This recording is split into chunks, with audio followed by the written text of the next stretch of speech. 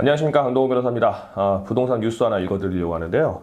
머니투데이 8월 1일자 기사입니다. 제목은 이렇습니다. 여당 다주택 내년 말까지 팔아라. 2023년부터 양도세 기준 변경이라고 나왔는데 크게 두 가지 내용이 있어요.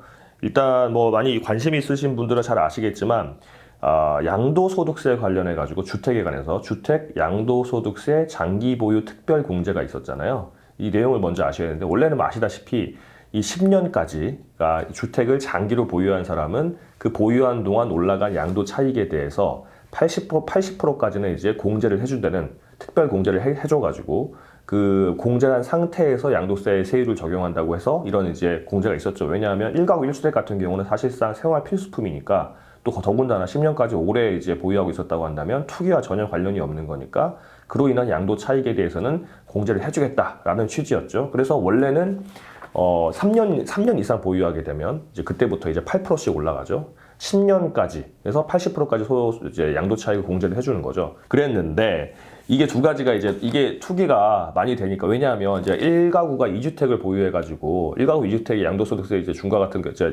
양도소득세 장기보유 특별공제를 이제 2주택에는 못 하잖아요. 1주택만 할 수 있으니까. 근데 이제 이게 일시적 2주택 해가지고 2년, 원래 3년이었는데 2년이 되는 경우도 있고, 또 사람들이 여러 채를 가지고 있던 사람들이 두 채, 세 채 가지고 있다가 싼 집부터 팔아가지고 나머지 한 집을 제일 비싼 집을 제일 마지막에 팔면서 양도소득세 특별공제를 이제 받는다든가 하는 이런, 여당이 보기에는 투기를 이제 조장하는 부분이 법에 허점이 있다고 생각하다 보니까 이 두 가지를 이제 개정을 했습니다. 그래서 첫 번째는 뭐냐면, 더불어민주당이 최근에 이제 더불어민주당 소속 유동수 의원이 8월 2일날 대표 발의한 소득세법 개정안인데요. 이건 당론은 아니지만 이 지도부와 협의를 거친 법안으로 사실상 당론으로 추진된다고 하는데, 이게 무슨 말이냐면, 아까 제가 말씀드렸는 것처럼 다주택자 2개, 3개, 4개, 5개 가지고 있던 사람들이 한 개가 제일 비싼 집이고 나머지 2번, 3번, 4번 집들이 싼 집이라고 한다면 싼 집부터 팔아가지고 양도세 중과를 낸다고 하더라도 싼 집이니까 양도 차익이 적을 거 아닙니까? 세금 적게 내고,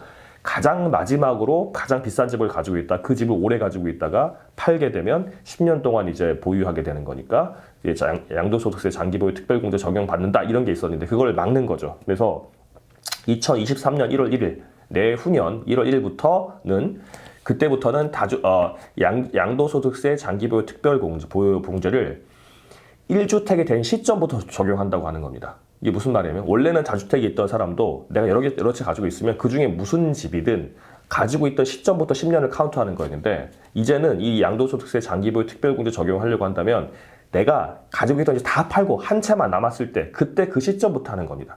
그러니까 내가 제일 비싼 집을 20년 가지고 있다고 하더라도 그 사이에 내가 다른 싼 집을 한 2-3개 가지고 있다, 아니면 하나라도 가지고 있다 그러면 그 싼 집을 팔고, 그때부터 오늘 팔았다고 오늘부터 내가 오늘까지 가장 비싼 집을 20년 보유하고 있었다고 하더라도 오늘 싼 집을 팔아야지만 오늘부터 또 10년 더 보유해야지만 장기보유 특별공제가 적용되는 걸로 바뀌었다고 하는 겁니다. 그러니까 빨리 팔아라 이거죠, 다주택자한테. 이렇게 된다는 겁니다. 그래서 2022년까지는 이제 기존 법에 적용되고 2023년 1월 1일부터는 이제 적용된다고, 이제 바뀐다고 하는 거니까, 이 여당의 의도는 지금 다주택자가 있다고 한다면 내년 말까지 다 팔아라, 그런 취지겠죠.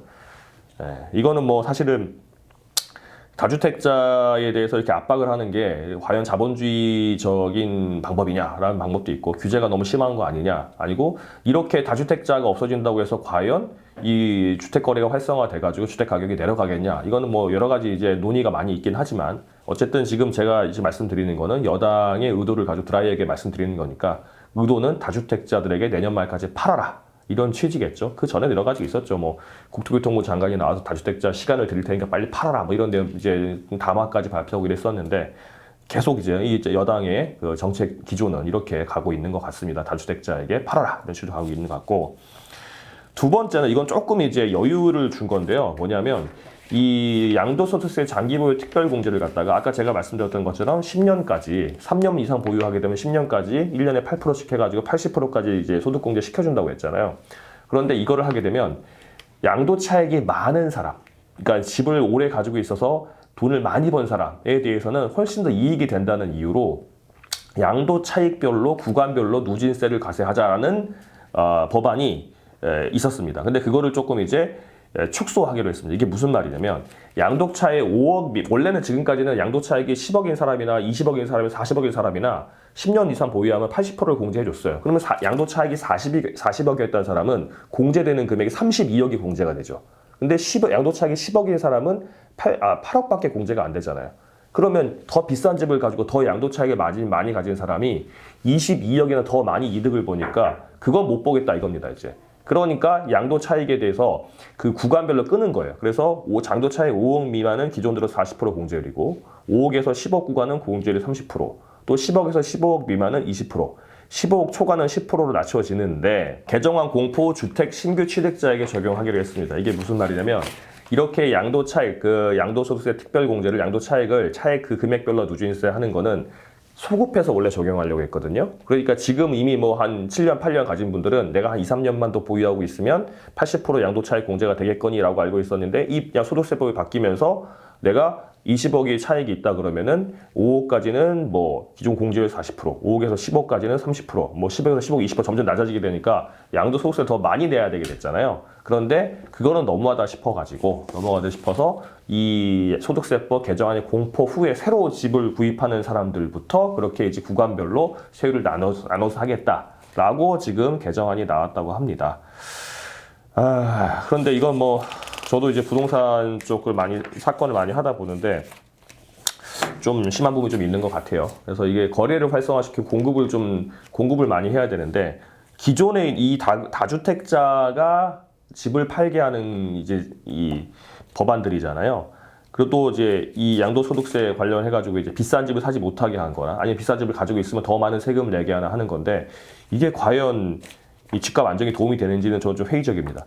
이게 기존에 있는 집들을 가지고 어떻게 규제하는 거지? 기존에 신규 아파트를 공급을 하고 또 이제 시민들이 요구하는 강남이나 아니면은 뭐 강북 쪽에서 이제 핵심 노른자의 땅이나 아니면 이제 강남쪽 경기도권이라도 이제 분당이라든가 과천이라든가 하남이라든가 이제 등등 가지고 이제 선호하는 지역 쪽에 아파트 공급을 신규 공급을 많이 해가지고 그래서 공급 수요를 통해서 이제 이 아파트 가격을 안정을 시켜야 되는데 다주택자들에게 이제 압박을 넣어서 그 다주택자 가지고 있는 집을 시장에 나오게 해서 이제 물량이 많아지게 해서 낮추겠다는 건 좀 근시안적인 정책인 것 같아요.